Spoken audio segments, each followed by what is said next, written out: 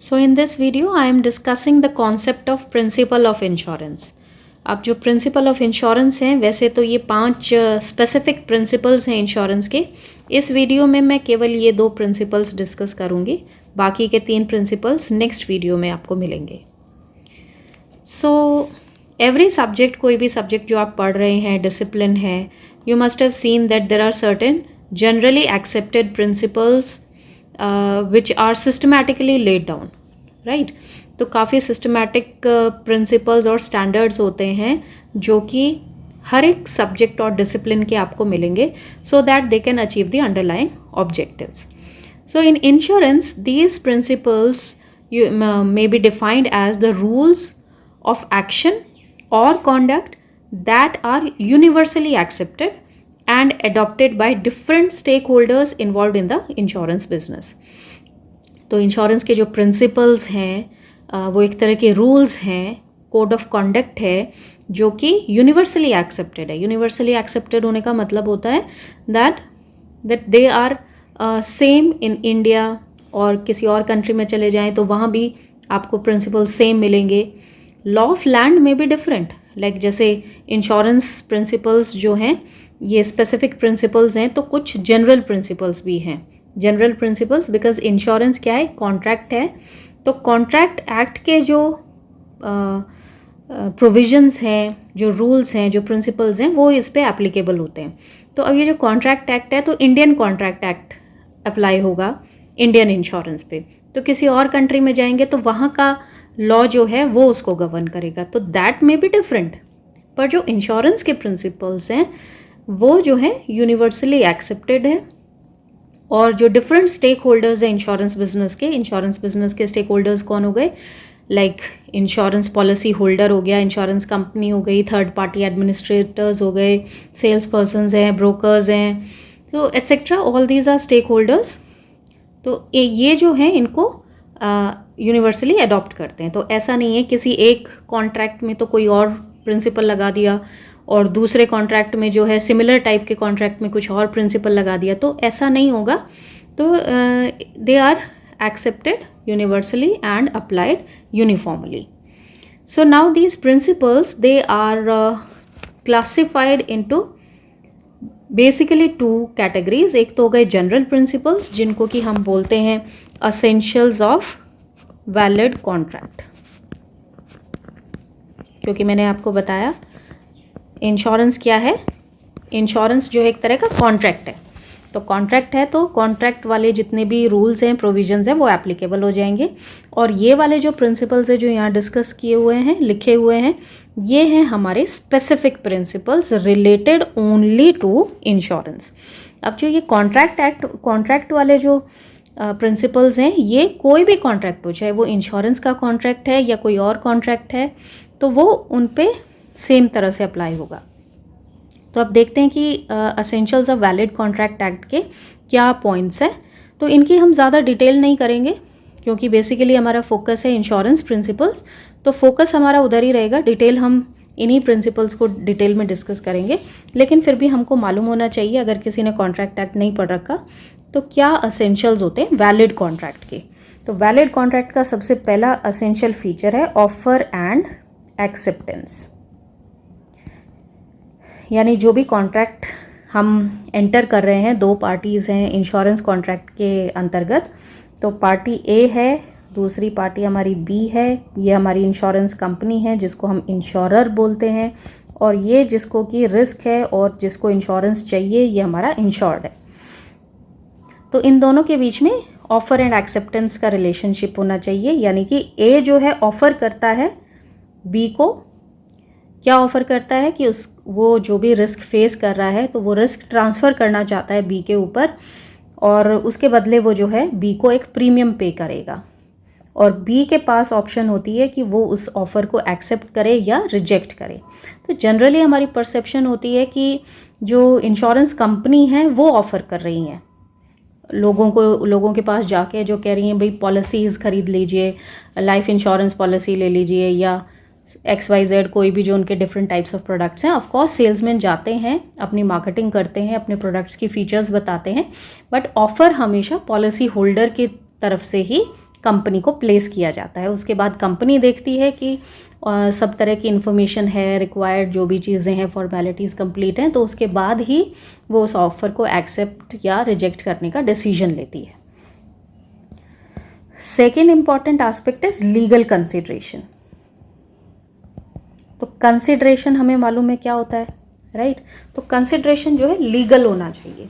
तो इन दोनों के बीच में कंसिडरेशन क्या है? ए जो है रिस्क ट्रांसफ़र करता है बी को और उसके बदले जो है प्रीमियम पे कर रहा है। बी जो है ए को अश्योर करता है कि अगर रिस्क होता है तो वो कंपनसेट करेगा उसको। तो दोनों को ही कुछ बेनिफिट मिल रहा है उस कॉन्ट्रैक्ट से। तो ऐसा नहीं है कि ए के ही फेवर में जा रहा है कॉन्ट्रैक्ट, सारा बेनिफिट उसी को है, बस ए ने जो है इंश्योरेंस करा लिया और रिस्क होने पे उसको कवर मिल जाएगा, कंपनसेशन मिल जाएगा, और बी जो है बी को कुछ फ़ायदा ही नहीं हो रहा। तो दोनों को ही फ़ायदा होना चाहिए उस पर्टिकुलर कॉन्ट्रैक्ट से, यानी दोनों को ही कुछ ना कुछ मिलना चाहिए उसमें, उसको हम बोलते हैं कंसिडरेशन। तो ए जो है is paying premium to B, तो बी के लिए प्रीमियम कंसिडरेशन है। और ए को क्या मिल रहा है? ए का जो है रिस्क ट्रांसफ़र हो रहा है, कवर मिल रहा है उसको, लॉस होने पे उसको कंपनसेशन मिलेगा। तो that is the consideration for a. Legal होना चाहिए ये कंसिडरेशन, यानी कोई इलीगल चीज़ आप उसको कंसिडरेशन के लिए ऑफर नहीं कर सकते। Third is competent to make contract, यानी दोनों की दोनों जो हमारी पार्टीज़ हैं यहाँ पर, वो दोनों कॉम्पिटेंट होनी चाहिए कॉन्ट्रैक्ट में एंटर करने के लिए। कॉम्पिटेंट होने का मतलब है कि वो साउंड माइंड के हों, उनकी जो एज है वो 18 ईयर्स एंड अबव होनी चाहिए। माइनर के नाम पे भी इंश्योरेंस ख़रीदा जा सकता है, लेकिन वो इंश्योरेंस जो है उसका premium that is paid by the guardian of the guardian और पेरेंट ऑफ द चाइल्ड, या फिर सिग्नेचर उन्हीं के होते हैं। तो माइनर चाइल्ड जो है इंश्योरेंस कंपनी के साथ किसी तरह का कॉन्ट्रैक्ट साइन नहीं कर सकता। तो कॉम्पिटेंट होना ज़रूरी है, साउंड माइंड का होना चाहिए। तो अगर ल्यूनेटिक है कोई पर्सन तो वो कॉन्ट्रैक्ट साइन नहीं कर सकता। फोर्थ, फ्री कंसेंट होनी चाहिए। फ्री कंसेंट यानी कि कोर्शन नहीं होना चाहिए, ज़बरदस्ती से कॉन्ट्रैक्ट साइन नहीं होना चाहिए।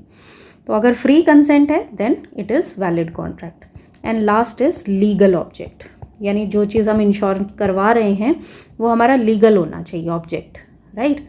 या कॉन्ट्रैक्ट जो हम एंटर कर रहे हैं, तो वो कॉन्ट्रैक्ट जो है जो पर्पज़ है उस कॉन्ट्रैक्ट का वो लीगल पर्पज़ होना चाहिए, यानी इलीगल नहीं। आपने मर्डर की सुपारी दे दी तो भैया वो कोई कॉन्ट्रैक्ट नहीं है, ठीक है?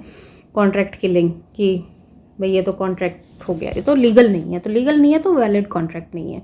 या एक और एग्जांपल हो सकता है, लाइक ड्रग ट्रैफिकिंग है। ड्रग ट्रैफिकिंग जो है इलीगल बिजनेस है।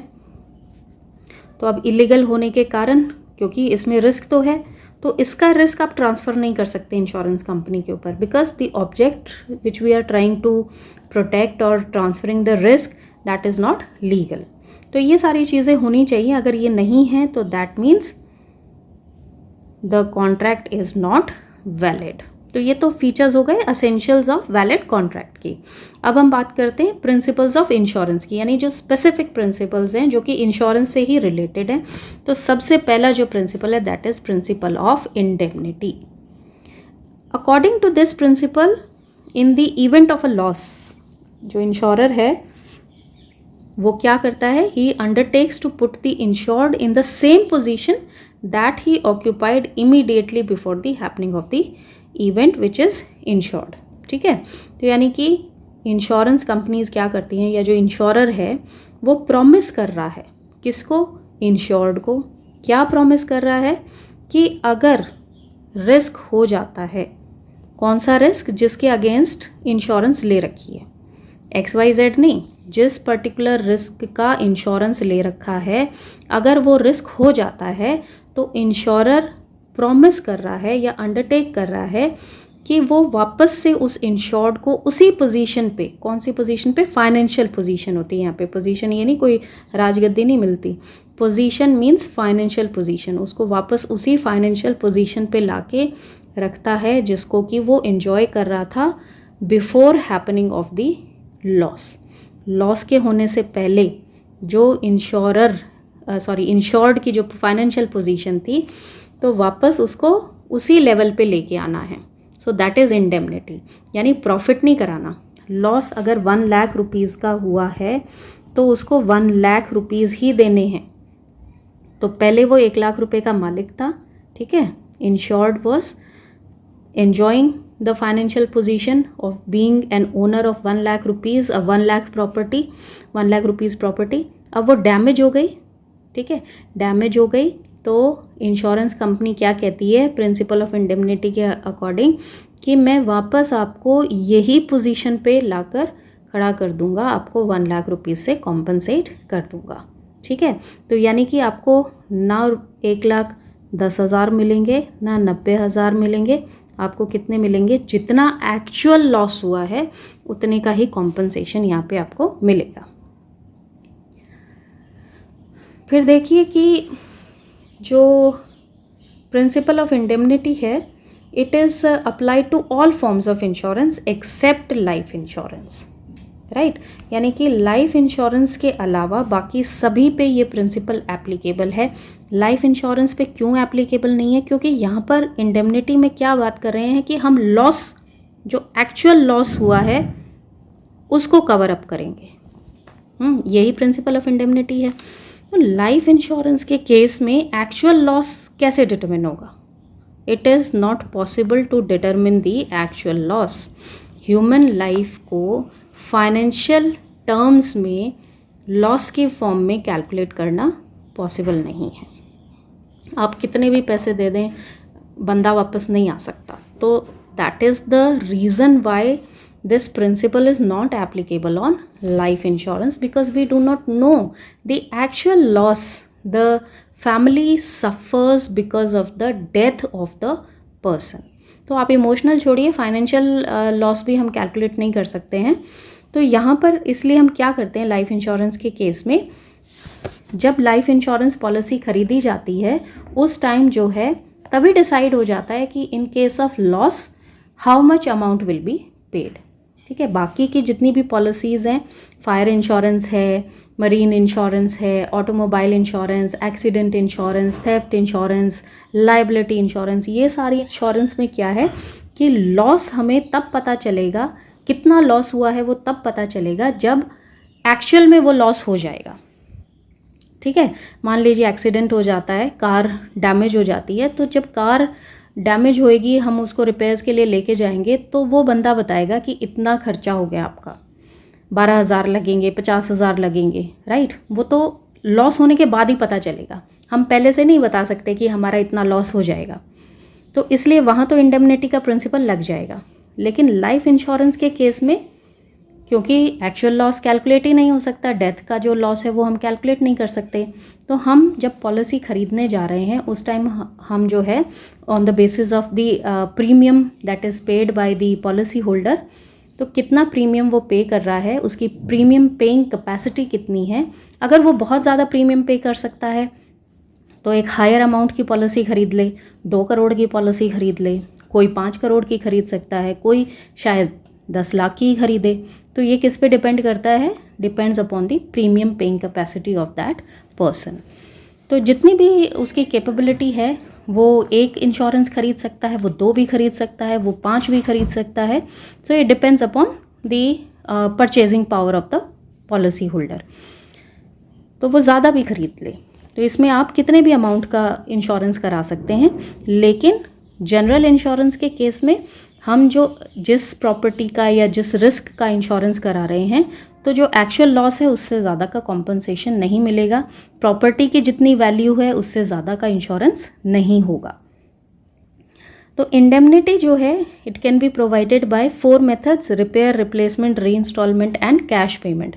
जनरली हम सोचते हैं कि अगर लॉस हो जाएगा तो इंश्योरेंस कंपनी हमको चेक पे कर देगी and that's how loss can be reimbursed. Yes, this is the most popular method, पर इसके अलावा भी कंपनी जो है ये बाकी के मेथड्स भी यूज़ कर सकती है, लाइक रिपेयर, रिप्लेसमेंट एंड रीइंस्टॉलमेंट।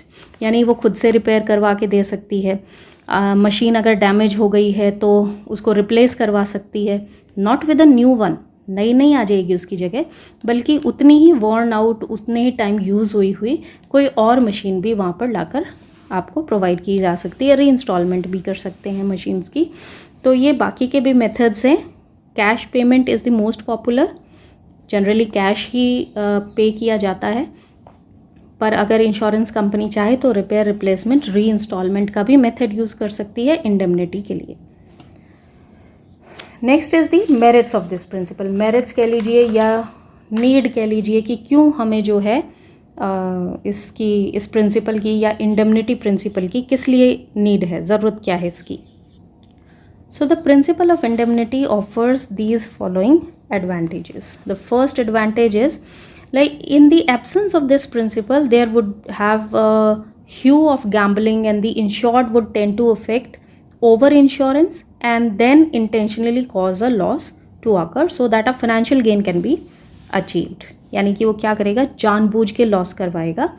पहले तो वो ओवर इंश्योरेंस करेगा, क्योंकि अब तो ये हो गया ना कि इंडेमनिटी का प्रिंसिपल तो है नहीं, तो इसका मतलब आप 1 लाख की प्रॉपर्टी का कितने भी अमाउंट का इंश्योरेंस करा सकते हैं। लेट सपोज मैंने तो 5 लाख का करा लिया, 5 लाख का करा के और मैंने अपनी प्रॉपर्टी डैमेज कर दी और क्लेम ले लिया 5 लाख का, ठीक है।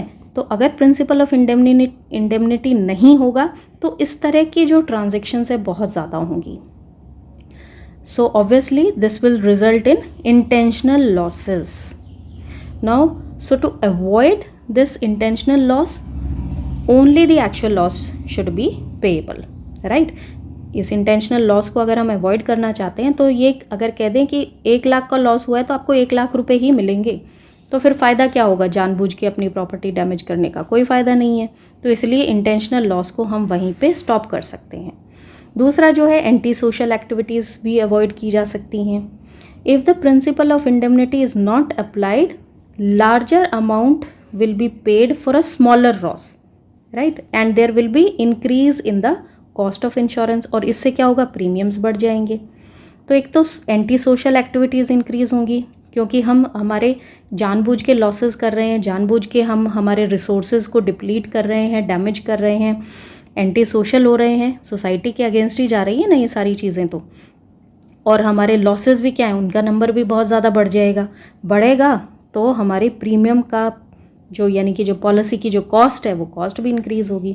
तो ये सारे के सारे ड्रॉबैक्स निकल के आएंगे अगर प्रिंसिपल ऑफ इंडेमनिटी ना हो तो इसलिए हमें ज़रूरत है इस इंडेमनिटी प्रिंसिपल की, और इसके होने से हमें ये फ़ायदा है कि हम अवॉइड कर सकते हैं इंटेंशनल लॉसेस को, हम सोशल एक्टिविटीज़ को, एंटी सोशल एक्टिविटीज़ को अवॉइड कर सकते हैं और प्रीमियम्स को जो है कम से कम लेवल पे मेंटेन करके रख सकते हैं। Next principle is principal of utmost good faith. Utmost good faith, या आप इसको ये भी मिलेगा आपको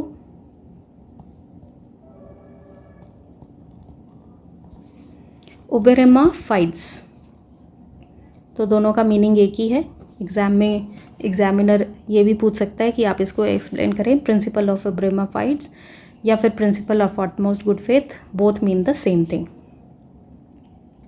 Now according to this principle, it is the positive duty, यानी कि एक अच्छी बात है कि ये करें, positive duty of both the parties to the insurance contract to disclose all the material facts and information related to the contract. So it is the duty of the assured to make a full disclosure to the underwriter without being asked of all material circumstances and vice versa, यानी कि दोनों ही parties की जिम्मेदारी है कि वो अपने आप से जो भी मटेरियल इन्फॉर्मेशन है, मटेरियल फैक्ट्स हैं कॉन्ट्रैक्ट से रिलेटेड, यहाँ पे किस कॉन्ट्रैक्ट की बात हो रही है, इंश्योरेंस की, तो जो भी रिस्क इंश्योर कराया जा रहा है तो उस रिस्क से रिलेटेड जो भी मटेरियल इन्फॉर्मेशन है, मटेरियल का मतलब होता है ज़रूरी इन्फॉर्मेशन, ऐसी इन्फॉर्मेशन जिसके छुपा लेने से या बता देने से सामने वाले पार्टी का डिसीजन चेंज हो सकता है, ठीक है। तो वो इन्फॉर्मेशन हो गई मटेरियल इन्फॉर्मेशन। तो ऐसी इन्फॉर्मेशन जो है देना ज़रूरी है दोनों ही पार्टी को, यानी इंश्योर्ड को भी और इंश्योरर को भी। इंश्योर्ड क्योंकि रिस्क के बारे में तो वही सारी जानकारी रखता है तो उसको खुद से ही बतानी है सारी बातें, और इंश्योरर भी जो है कॉन्ट्रैक्ट से रिलेटेड हर एक डिटेल उसको बताए कि कौन कौन से ऐसे एक्सक्लूजन्स हैं जो ये रिस्क हैं जो कि हम कवर नहीं करते पॉलिसी में, या कैसे चीज़ें हैं लाइक नॉन स्मोकर डिस्काउंट होता है लाइफ इंश्योरेंस के केस में, तो अगर सामने वाला बंदा नॉन स्मोकर है तो उसको वो डिस्काउंट दे, अगर वो स्प्रिंकलर लगा रखे हैं उसने अपने घर में तो फायर इंश्योरेंस लेने जा रहा है तो उसमें भी उसको डिस्काउंट मिलेगा। तो ऐसी बातें जो है इंश्योरेंस कंपनी जो है इंश्योर्ड को बताएगी।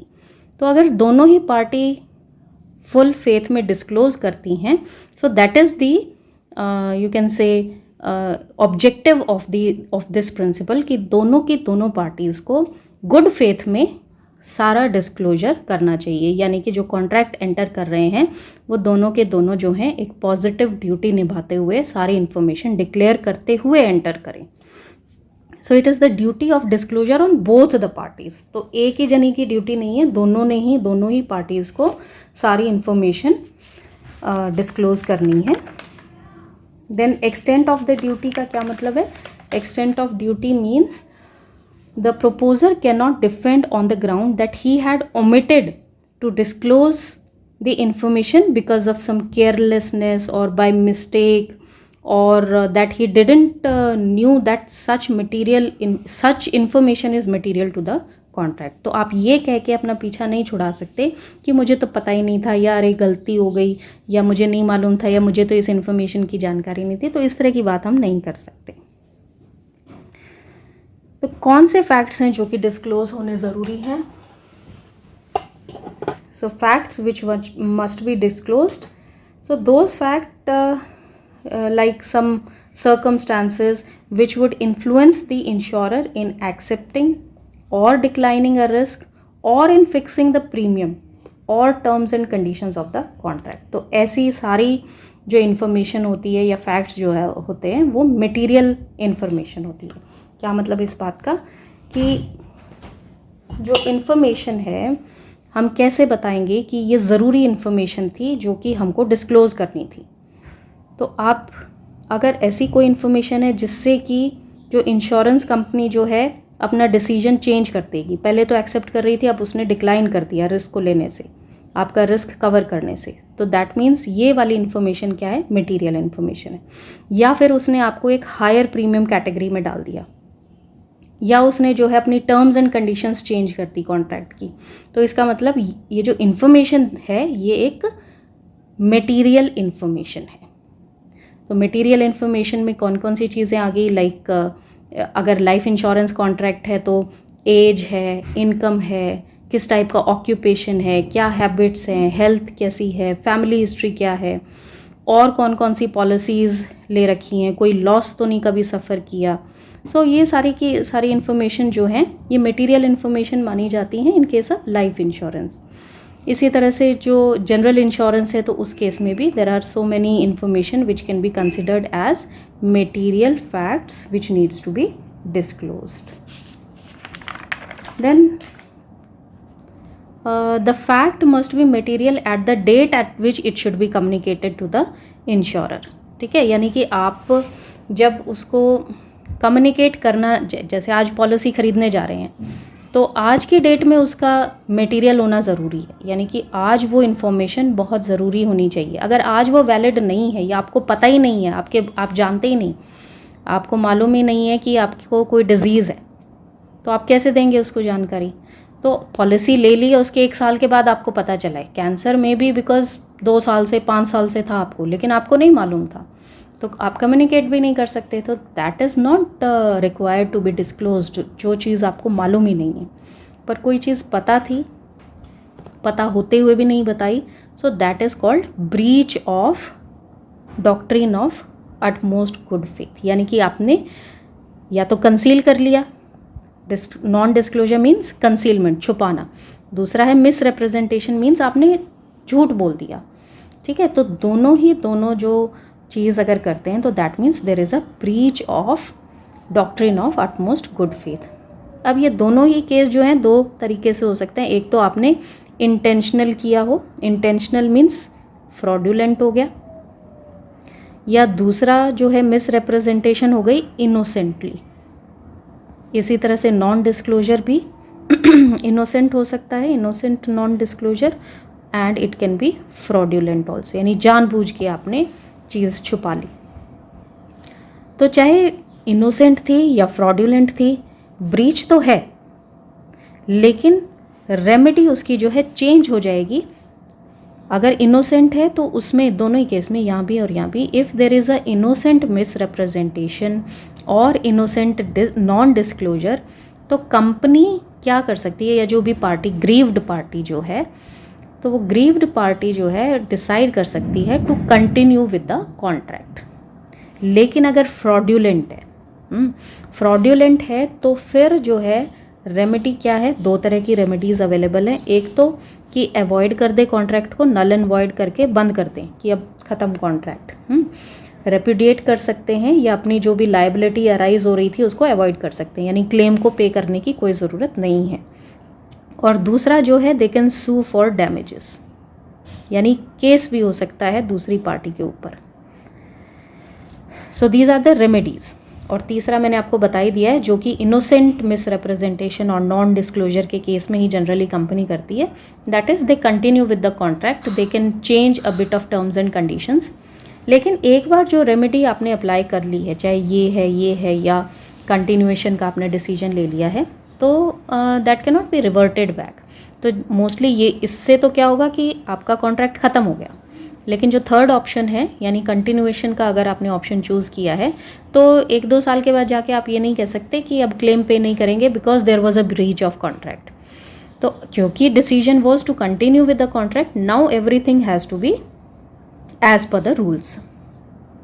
Then facts need not to be disclosed by the insured. कौन से facts हैं जो कि disclose करने की ज़रूरत नहीं है, which are non material।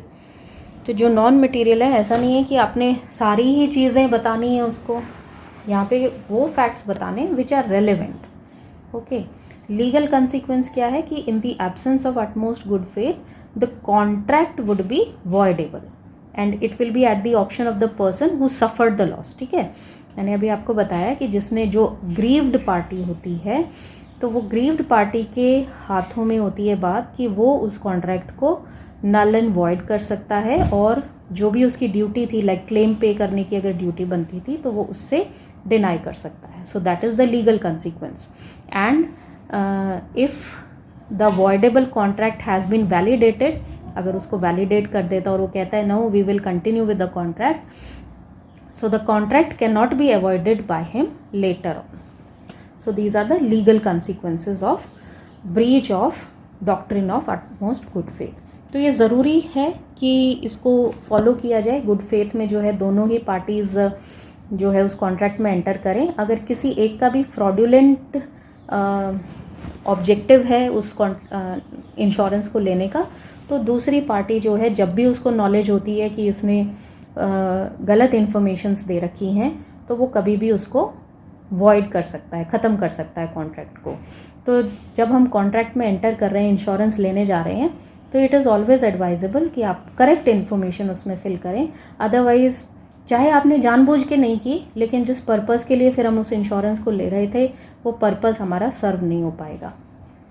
So it is always advisable to disclose all the information accurately and fully, the information which are material to the risk being proposed। चाहे वो सामने वाली पार्टी ने रिक्वेस्ट करी है इन्फॉर्मेशन या नहीं करी है, आपने अपनी तरफ से क्लियर होके सारी इन्फॉर्मेशन प्रोवाइड करनी है। That is the meaning of principle of utmost good faith. तो नेक्स्ट प्रिंसिपल जो है principle of insurable interest, we will discuss in the next video. तो आज के लिए इतना ही। Thank you.